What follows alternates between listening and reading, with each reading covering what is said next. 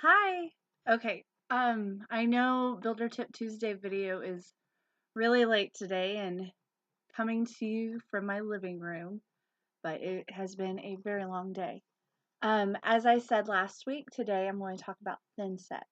So to start with, let's talk about the basic. What is the difference between thin set and mortar? Well, thin set is mortar. Thinset is a type of mortar. So all thinset is mortar, but not all mortar is thinset. So what is mortar? Mortar is a mixture of sand and cement, but mortar is not cement. The differences between mortar and cement are mortar has to have a lower strength than cement. It must have the ability to retain water, and it must have a high air content. So again, thinset is mortar. Um, Now, whenever you talk about thinset, there are two color options. There's white thinset and there are gray thinsets. I called our local store. I will not name any names. And I asked them because I wanted to hear what they had to say about the differences between the white and the gray. They seem to be told that it's a stronger bonding. The white is a stronger bonding agent than the gray. After doing more research, I've learned that there's not really a difference in the bonding.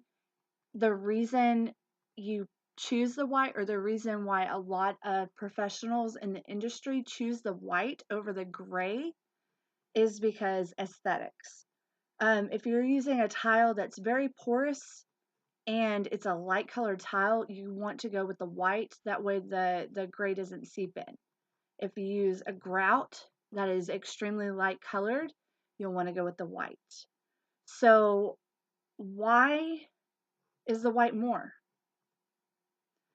It's because it's more difficult to produce than the gray is why. So those are the two different colors. Now, whenever you go to your local store, you know which ones I'm talking about. There are multiple options for thin sets. There's um, different brands, different types, there's additives, and it can get a little overwhelming. So let me kind of break down the three different sections of thin set.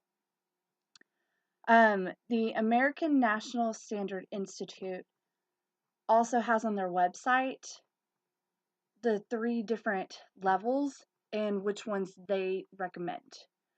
So, level 1. It has a letter and some numbers, but let's go with level 1. Level 1 is the thin set to meet this standard only has to contain the cement, the sand, and have a water retention compound. So that's your base level thin set. And that's going to bond to the substrate, so you don't have to be concerned about it. But it's the base. The next level, the medium level, this thin set includes a latex polymer. Now, the latex polymer can either be in a modified mortar, or you can use a polymer additive in not in a non-modified mortar. So you would use that polymer instead of water is how all of that works. So that's the next level. Now, the high level, the top quality level, which is the type that Shoreline Home Builders uses, this thin set not only meets the base level and not only has that secondary level with the latex, it also is a stronger bonding agent. So it has the ability to adhere tile to exterior grade plywood and other more difficult substrates. So it's a stronger bonding agent, and it also has to meet those other two standards. And on this one, you can again have the modified thinset mortar, which already includes the latex polymer, or you can add that um, as an addition for an unmodified. The one we used is modified. It includes that polymer in the material. Um, you can do either.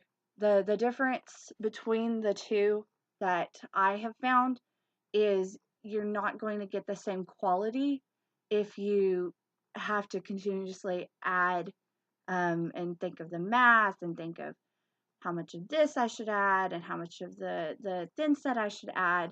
So you're not going to get that consistency. I've also read and heard from other professionals in the industry that the the consistency is thin compared to that modified thin set. So whenever you do that modified thin set, you get that really great quality, and it also allows a small degree of movement within the substrate. Now, with shoreline home builders, we typically build piling houses, so we build them up because we're on the coast. Makes sense. So you are going to have a little bit of movement. So we use the high quality thin set that is already modified. And a lot of times, whenever customers come to us, they explain that people tell them to not use tile. Well, if you listened to my program last week, we recommend you use tile. One of their issues is because of cracking in the grout. The people, the builders, the flooring people who do not use the high quality thin set like we do, those are the ones that you're going to see that cracking. And that is exactly the reason why we choose the products that we do choose. So not all thin set is created equal, as you can tell. So hopefully, oh, one last thing. I was asked the question today on how much water to thin set ratio there should be. Ideally, it depends on the type of thin set that you buy. My suggestion is to look on the back of the bag. There's always instructions on the back of the bag. I can't really tell you exactly how much of one to add and how much of the other to add unless I have specifics, because I don't want to tell you something and it not work with the product that you choose. But the consistency should be about creamy peanut butter. You definitely don't want it to be too liquidy because it's not going to adhere correctly. And if you can see mixing that the material is poofing, then that's too dry. So my suggestion is to read the back of the bag. And I know that sounds silly, but it works. And just you'll learn the more you do it, the type of consistency that it should be. So hopefully you learned a little bit about thinsets. I know, super exciting. And enjoyed my beautiful floral couch. Next week, I actually had a request. So I am going to talk about flooring tile again and explain why certain tiles cost more for the worker to lay than other tiles. So hopefully you tune in next week and you enjoy these videos. If you do, subscribe. Also check us out on our Facebook page, which will be linked in the comments below. All right, thank y'all. Have a good evening.